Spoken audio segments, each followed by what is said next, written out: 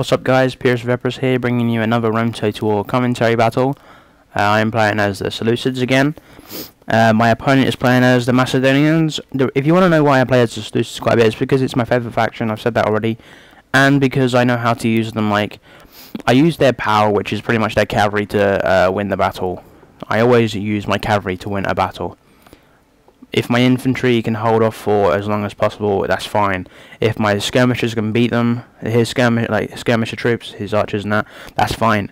But my cavalry will always win, unless they're outnumbered, obviously. But 6 units of cataphracts are very, very hard to beat. You could have 8 units of praetorians and probably just get away with it, but your troops will be so dead that they wouldn't have much effect on the battlefield. In case I put this video up on, before my other one, yes, it was me on Prince of Macedon's video. I did get absolutely trashed. As soon as my cavalry got fucked over, I pretty much admitted defeat, because obviously there's no point fighting with a swordsman against phalanx units and cavalry. He did get on my nerves by bringing 6 units of general's bodyguard, which are just stupid. There's only one purpose for a general's bodyguard, and that is for your general. So Prince of Macedon, if you ever watch this, can you please, like, next time bring an army that's suitable for a game. Sorry, that was a fast car going past. So yeah, Prince of Macedon, at least pick an army that is fair and not stupid, because bringing general's bodyguard just for your cavalry force is kind of pathetic. And I don't care if he thinks I'm cocky, I don't care if he thinks I'm a trash talker. At the end of the day, he thinks he's the best, and he's not, because I've seen him get beaten so many times, and he just doesn't upload them. He changes his name, so like he plays on with different names online, so he can basically, in case he gets beaten, so he doesn't get trash talked. If I get beaten, I don't care. People can trash talk me all the time, because I will just trash talk back. I'm 17, obviously I'm going to be annoying sometimes. Anyway, my army consists of 6 units of silver shield pikemen, 6 units of archers, and 6 units of cataphracts. My opponent's army consists of, I think it's 1, 2, 3, 4, 5, no, he's got 4 phalanx pikemen, and then he's got 1, 2, 3, 4, 5 units of royal pikemen, and then his cavalry force is, I think it's hang on, he's different. Yeah, he's got 2 units of companion cavalry, then he's got 2 units of Macedonian cavalry or Macedonian cavalry.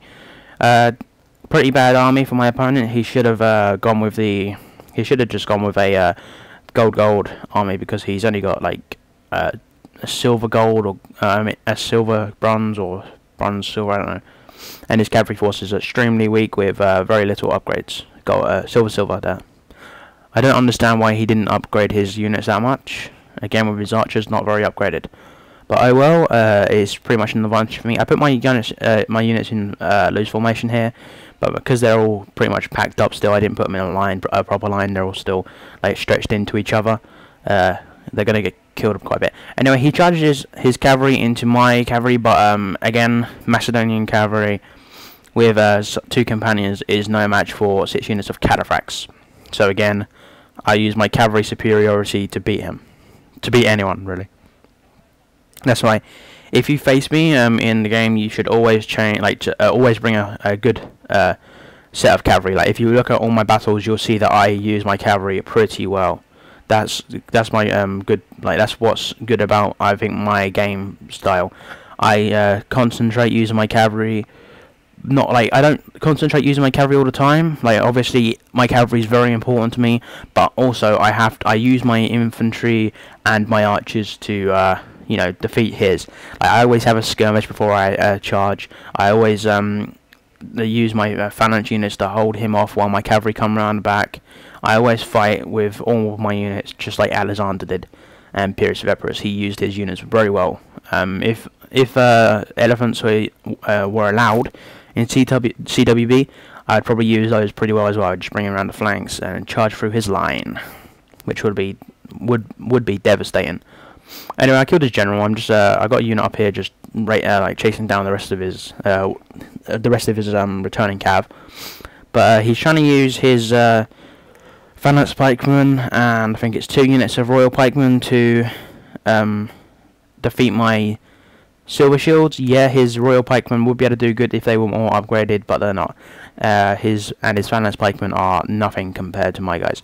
Anyway, I'm just sneaking through this little gap here, and I'm bringing 2 cavalry behind as well in case one of my guys get caught, and I can just smack them from the back. Got my guy returning here, and now I'm doing hammer and anvil on his units, which is just going to do a mass rout there, a mass rout there. And this is what I mean about an early victory for me. Like, not an early victory, or it is pretty much over now, there's no way you can win, but you know what I mean.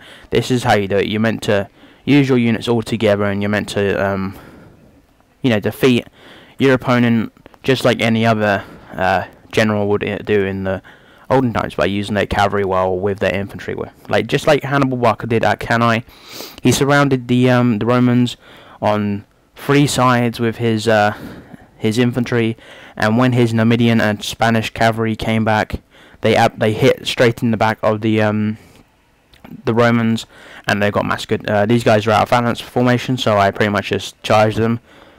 Anyway, I think that's the end of the battle. Let's find the score. It's definitely a heroic victory, I swear to God. Oh no, it's only a clear victory, but he came in the battle with 1,702 troops. I came in 1,531. I left with 1,262, and he left with 298. I got 1,404 kills. Anyway, thanks for watching. Peace.